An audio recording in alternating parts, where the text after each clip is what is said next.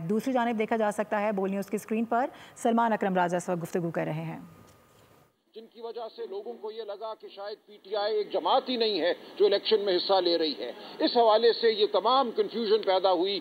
एक तजब्जुब का आलम था कि हमने बतौर आज़ाद उम्मीदवार इलेक्शन लड़ना है, हमने इलेक्शन लड़ने के बाद पीटीआई को ज्वाइन करना है, या हमने सुन्नी इत्तेहाद काउंसिल को ज्वाइन करना है, कानून हमसे क्या चाहता है। ये तमाम सूरत हाल इलेक्शन कमीशन के गलत फैसलों की वजह से पैदा हुई और उन गलत फैसलों को तमाम 13 जजों ने गलत कहा है। ये बात बहुत अहम है कि जो अफरा तफरी का आलम था, इसका बड़ा सबब इलेक्शन कमीशन ऑफ पाकिस्तान था। तो ये हमारा मुकदमा है कि इलेक्शन कमीशन ऑफ पाकिस्तान न सिर्फ ये कि अपना आईनी फ़र्ज़ अदा नहीं किया, आईनी फ़र्ज़ ये था कि एक साफ शफाफ इलेक्शन हो, बल्कि इससे बढ़कर इलेक्शन कमीशन ऑफ पाकिस्तान के फैसलों ने अवाम के रास्ते में रोड़े अटकाए। अवाम को अपनी जो आवाज़ है उसको ऐवान तक पहुंचाने में न सिर्फ ये कि मदद नहीं दी, बल्कि उसके रास्ते में हायल हुआ इलेक्शन कमीशन।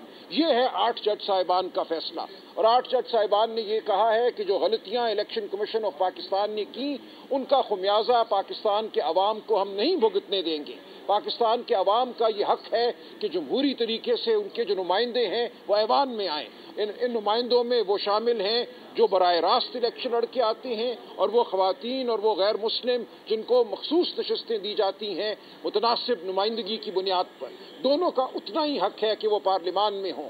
ये दोनों जो हैं पाकिस्तान के अवाम की नुमाइंदगी करते हैं। अगर पाकिस्तान के अवाम की जो मंशा है, जो पाकिस्तान के अवाम की आवाज़ है, उससे हट कर ये मखसूस नशस्तें उन पार्टियों को दी जाती हैं जिन्होंने वो सीटें नहीं जीती, जो पीटीआई ने जीती हैं, उनको माले गनीमत के तौर पर नशस्तें दी जाती हैं, तो फिर पाकिस्तान की पार्लिमान एक ऐसी पार्लिमान होगी जो अवाम की नुमाइंदगी करने से कासिर होगी।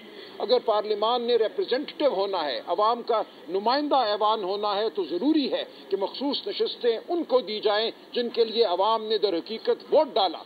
अगरचे उन लोगों को इलेक्शन कमीशन ने आज़ाद उम्मीदवार करार दिया, दर हकीकत वो पीटीआई के उम्मीदवार थे। ये सीटें पीटीआई ने जीती हैं, लिहाजा मखसूस नशस्तें भी उसी तनासब से पीटीआई को दी जाएंगी। ये है वो अजीम शान फैसला 8 जज साहिबान का, जिसके खिलाफ आज इलेक्शन कमीशन एक बार फिर खड़ा है, हुकूमत खड़ी है, मुस्लिम लीग नून खड़ी है, पीपल्स पार्टी खड़ी है। तो ये हम जंग लड़ रहे हैं, पाकिस्तान की जमहूरियत की जंग है जो हम लड़ रहे हैं, और हमें उम्मीद है कि ये अदालत भी 26वीं आईनी तरमीम के बावजूद हमें इंसाफ देगी, पाकिस्तान के अवाम को इंसाफ देगी। बहुत शुक्रिया। 5 तारीख आपने कही थी कि इमरान खान साहब को जो है वो रिहाई मिल जाएगी, क्या कहेंगे उस हवाले से? रिहा हो रहे हैं, देखिए रिहाई का और अलीमा खान साहब ने ये कहा कि कुछ दो की बुनियाद पर हम बातचीत करने के लिए तैयार हैं। वो किस देखिए पहली बात तो ये कि जहां 5 तारीख तक के हम चीफ जस्टिस साहब से मिले थे, और मैंने भी ये कहा है कि हमें उम्मीद है इंशाल्लाह ताला हमारा केस लग जाएगा, रिहाई इंशाल्लाह केस सुना जाएगा तो रिहाई उसके बाद होगी। लेकिन हमें अभी भी उम्मीद है इंशाल्लाह ताला 5 तारीख को केस लगना चाहिए। चीफ जस्टिस साहब ने कहा था लिस्ट आनी चाहिए, उसमें खान साहब का केस होना चाहिए और अर्गो होना चाहिए, फिर आगे आईन कानून के मुताबिक फैसला हो। जहां गिव एंड टेक की आपने बात की है, वो लोगों ने मिस इंटरप्रेट किया है। उन्होंने ये कहा है कि आप क्या चाहते हैं, ये कहा है, उन्होंने कभी ऐसा नहीं किया कि आओ कुछ हमसे गिव एंड टेक कर लो और लेट खान साहब भी फ्री। खान साहब कैटेगोरिकली कह चुके हैं कि मैं कभी भी डील के सूरत में बाहर नहीं आऊँगा, और उनके खिलाफ बने हुए सारे केसेस सियासी बोगस और पॉलिटिकल विक्टिमाइजेशन के केसेस है। पहले 300 केसेस बनाए गए, फिर 5 दिन में 3 कन्विक्शनें करवाई गई, 45 साल की सजाएं दी गई। अल्हम्दुलिल्लाह आवाम के दिलों में हैं, वो बिल्कुल बेगुनाह हैं और रिहाई हर सूरत होनी चाहिए। थैंक यू जी। बात थैंक यू।